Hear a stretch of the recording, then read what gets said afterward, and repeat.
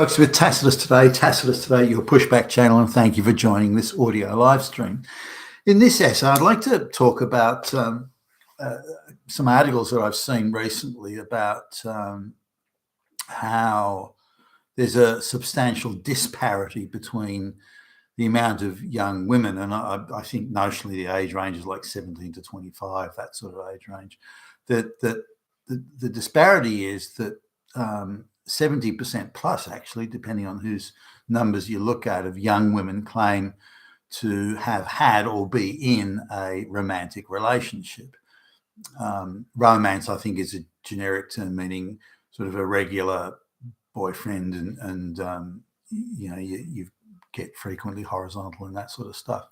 Whereas it's similarly alleged that less than 30% of young men in that age group either have or have had a romantic relationship. So how do you, assuming that because there's roughly the same amount of men and women, like there's 50.4% of the population at age group are women and 49.6% young men. So there's not it's close to 50-50. So you would think that if 70% of women, or about 70% of the women, are having or have had a romantic relationship, that they would need to pair off with a man, and therefore, this is assuming a heterosexual relationship, of course, then 70% of men would be. The numbers would add up there. But there's quite a disparity in these numbers. So it's sort of getting on really for 3 to 1. So that means that or what does it mean? And let's explore that in this essay. So there's a number of possibilities, I guess. It could be that, say, that a smaller pool of men are having 3 relationships apiece, and that accounts for it. So there's a fairly high turnover, I guess, on both sides. So in order for the man to have 3, this is young men, of course, to have 3 romantic relationships, he's having to change partners frequently to do that. So that means that the young woman's having multiple partners in order to achieve that, or is she only having one relationship? If you just look at the sheer mathematics, there'd be a high churn rate on both sides, you'd think. Higher on the men's side because there's a smaller number of men having romantic relationships. But I don't know how accurate the numbers are. But if that is the case, is it how is that working out? Because if it's the better looking men, for example, that are having relationships, because they get first choice, then that would suggest that 70% of the women are good looking. And that can't be the case. So there's like anything in sort of short supply, there's only a smaller number of physically attractive people, as in the same, there's only a small number of very bright people or anything like that. So it's desirable to be sort of bright and clever, or was once, to be bright and clever and good looking, that type of thing. Then, so I don't know if there's an obvious explanation here, but again, let's look at some of the things. I went to, it's a few times I went to collect my son from school years ago. I mean, he's grown up now, but years ago, and this was in primary school, so he'd have been, I don't know, 10 years old, something like that, and there'd been a class where this government-funded propaganda unit of radical feminists was going around to all the schools in the state, telling young boys that they were all rapists, and that these young boys have to be told not to rape, and so. But anyone knows that violently assaulting another person, whether sex is involved or not, is illegal. I mean, people instinctively know that you don't do that type of thing.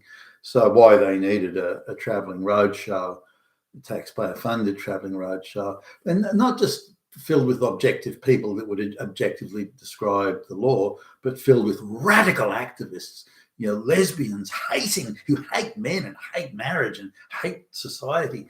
That those are the people who are doing the roadshow. So there's no attempt at objectivity here, and radical activists flock to this sort of work because they think they can re-engineer society for whatever reason. But so I was rather sort of taken aback by this. But some of the vehemence of it was that, look, society's got problems. The problems are caused by men.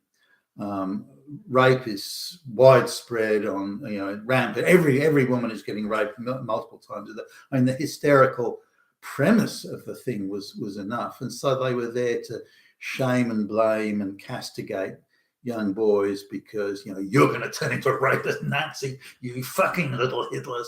And it was that sort of attitude that I was I didn't like it at all, and thought it was unnecessary. But again, because of the radical nature of it, sure, if it's a case of if there is epidemics of rape, which there wasn't, then I would understand it if it was a matter of law that was being explained.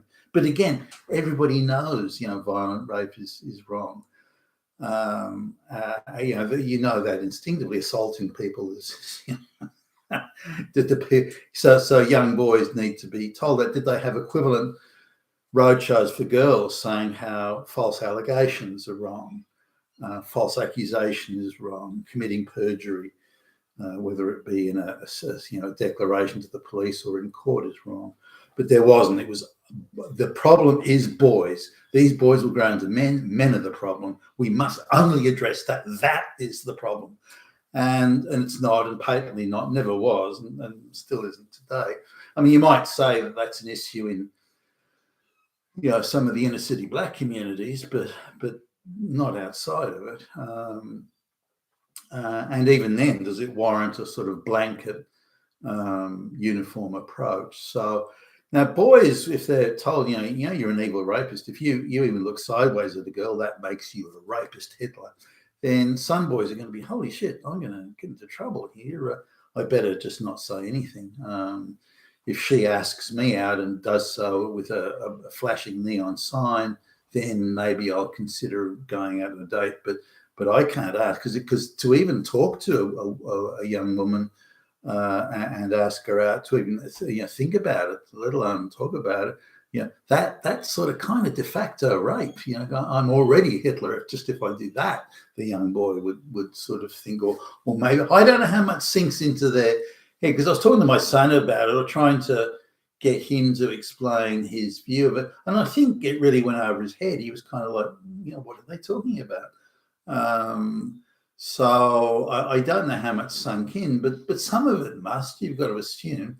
And again, the view of justice that these radical activists take is it used to be, it's better that the guilty go free than the innocent be imprisoned. The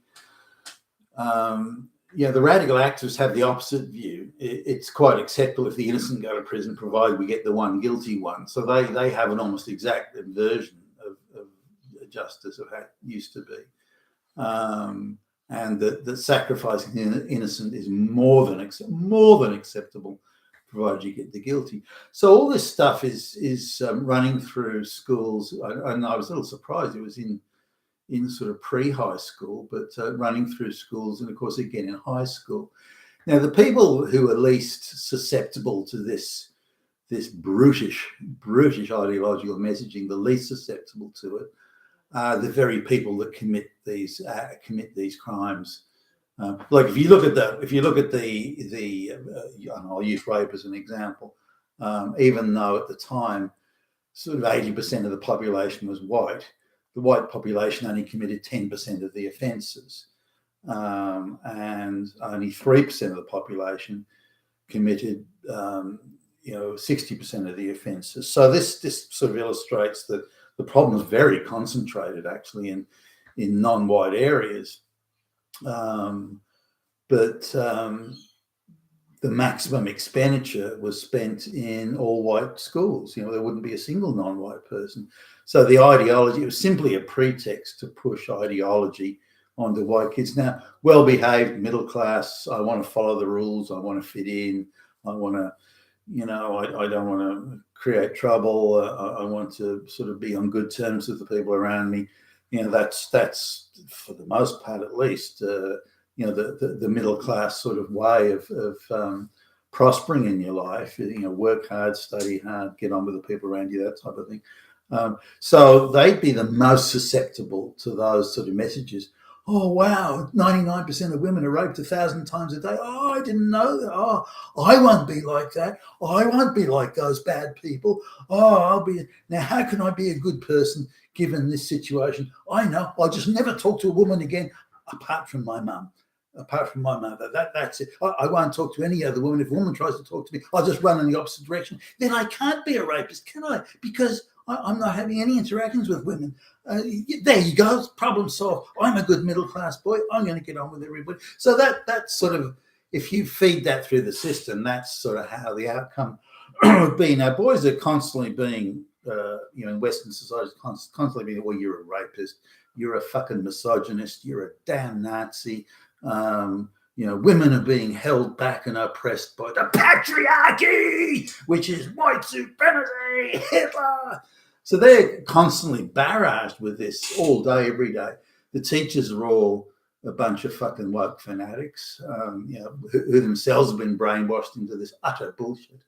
And it plays out in various ways. Another time I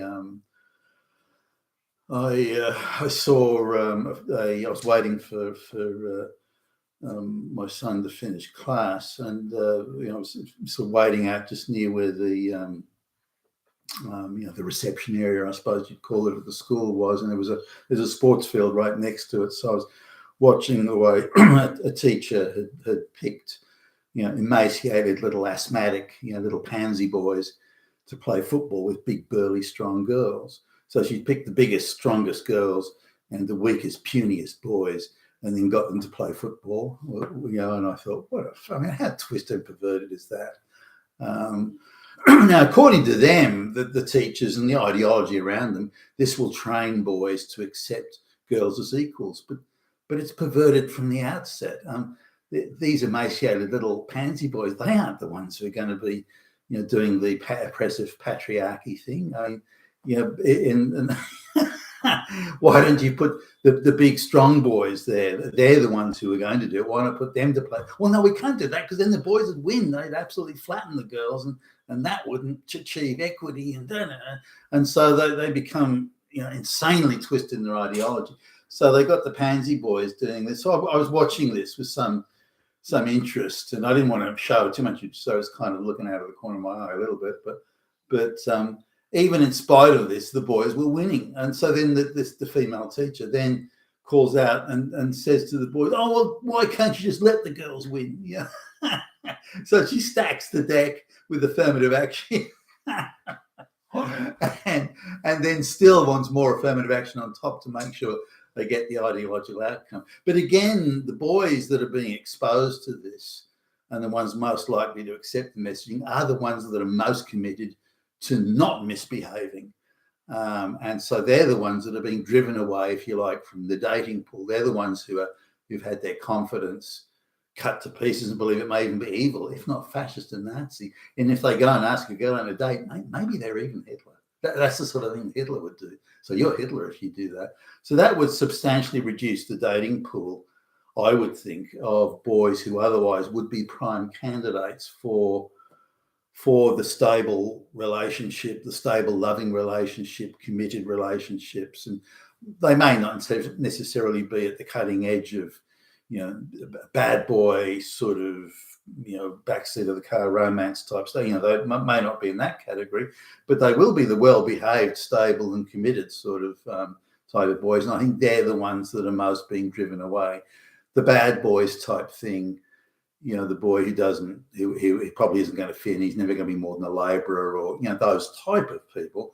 I'm not saying they're all like that. I'm generalising a bit there, but they're the ones that are least likely to be affected by that ideological, you're to blame for everything, you're a Nazi, misogynist. They're the least likely to be affected by that messaging and by that ideological sort of pushing. They're more likely to leave school earlier and more likely to be, misbehave in class, and more likely to think, well, whatever the teacher tells me is bullshit anyway, and so on. So are they the ones that are most likely to be, asking girls out for dates and to have intimate relationships in an earlier age and so on? Are they is that attitude going to cause them to have, will they have access to the better looking chicks because of it? And these sorts of things. So, so I think it's a wider issue than just boys aren't asking girls out on dates or they don't know what to do. And there's even talk of, boys have to attend now special courses, special classes on how to ask girls out for a date respectfully. I'm an evil fascist Nazi. I'm a misogynist. I'm so bad. Let me grovel on the floor in front of you. Hey, will you out for a date with me? I'm sure that's going to really excite lust and passion. That you've been a Tacitus today, your Pushback channel. Thank you for listening.